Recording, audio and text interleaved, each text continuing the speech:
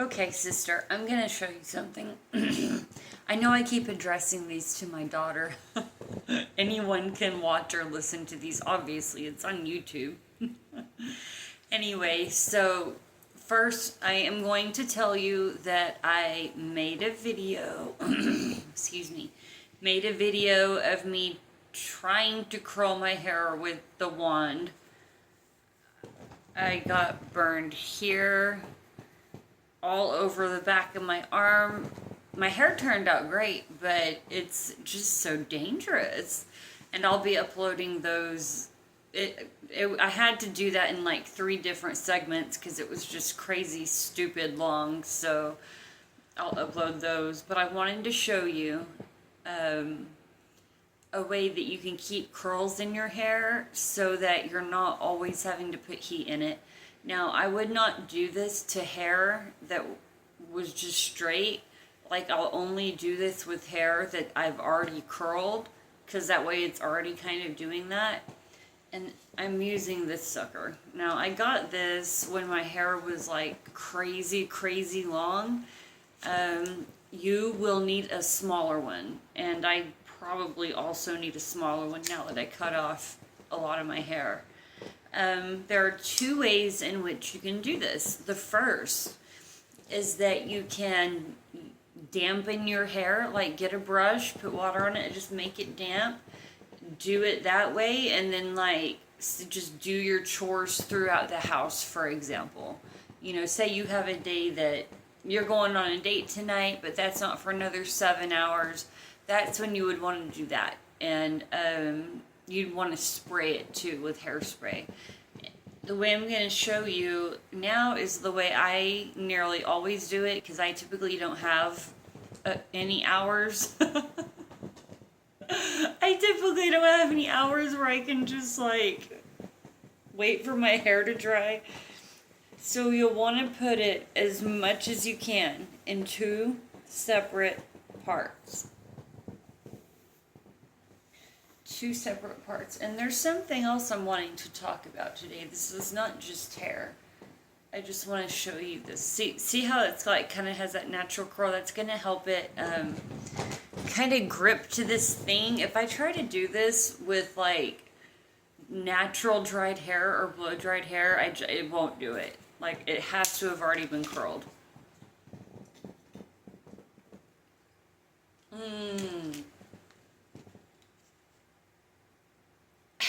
I forgot. Pinky's out. So, it is gonna look crazy, but that's okay. It's okay to look kind of crazy. So you're gonna do this. You'll notice that some claws are better at holding than others. You want one that's gonna hold it really just as tight as possible. And sometimes I'll just use 2. Like if I'm working on this side, I'll just put 2 over here. The ones that it comes with, honestly, I'm not trying to be mean, but it sucks. And so I have to use 2. Okay, my comb. So what you want to do, the smaller you do it, the tighter your curls will be. Like, if I started off and this was like the first section, that's going to be more beach waves. I am kind of going for curls. This is a really good way to not have to put heat on your hair. Like, you can do, and these kind of last a long time too, but if you wash your hair once or twice a week, then, you know, you can curl it that first day, and then that second day just use this, and that means you're not having to put heat on your hair, and that just means your hair is healthy, or it helps it be healthier. Anyway, I wanted to talk about something, not just with you, sister, but with like humanity. I wanted to talk to humanity as a whole. You know, I'm sure and I tell you this all the time, Michaela, we are not responsible for other people's feelings. We're not responsible for other people's emotions. That's for them to work through. We can be supportive of them while they work through it. You know, we can be there for them, but we can't do the work for them. I first noticed this when my aunt posted on her Facebook page. This actually comes from Smart Recovery. It's called like the hula hoop theory, things that are within your hula hoop and things that are without your hula hoop. And like the things within your hula hoop are like your emotions, your feelings, your reactions to things, your responsibilities. And the things that are without your hula hoop are how other people feel, how other people think, like, you know, whatever. The things outside of your hula hoop are things you can't control, and that's how people think and feel. And that's true for normal people, but there are people who like to take these, like, just isms and repeat them. For example, the aunt that I'm talking about who's like, I'm not responsible for anyone's feelings. You don't get to go around and purposely, like on purpose, be so hateful. And I'm not talking about just my aunt. This happens, I mean, there are people way worse than my aunt. I'm just using that as an example because it's closer to home.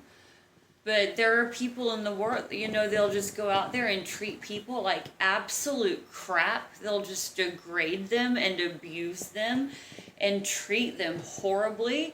And then when that person is upset, the other person is like, how you feel is not my responsibility. Your emotions are not my responsibility. That is not what that means. That is not a get out of jail free card to be a complete psychopath to people.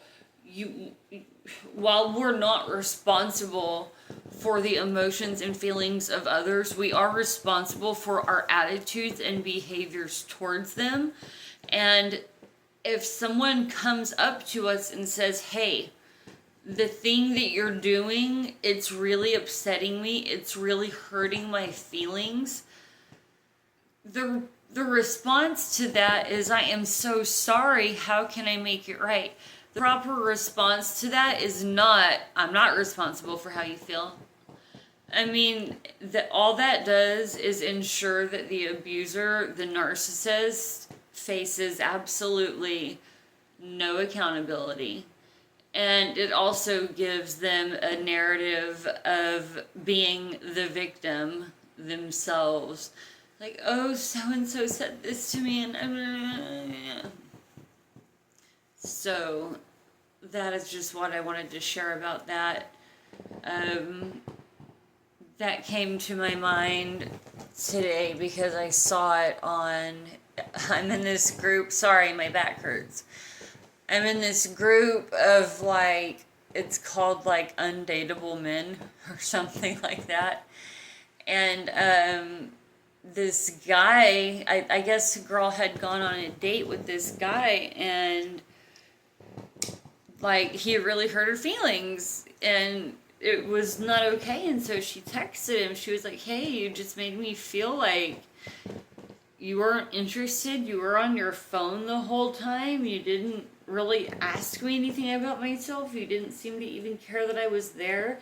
And his response to that was, I'm not responsible for your feelings. Oh my God. I am not saying he is responsible for managing her emotional regulation when it comes to dealing with something like that. Obviously, no matter how horrible someone or something is, our reaction is still our responsibility. But I am noticing that people who are just completely malicious and vile and cruel are using that line of your emotions aren't my responsibility as a way to escape accountability. just like that dude from that dating group that told her that. Like, I could not, if someone were to come up to me and say, hey, Jess, you know, you said this or did this, or, you know, this happened, and, you know, it either made me feel angry, or it made me feel sad, or it upset me. I couldn't imagine being like, your feelings aren't my problem. Like, I would immediately do whatever I needed to do to fix that, because I just love my people too much to be like, even if it was someone I didn't even know, you know, say it was just no one, and she said, hey, I feel like you're giving me a dirty look, that's mean, because I do have a resting bitch face.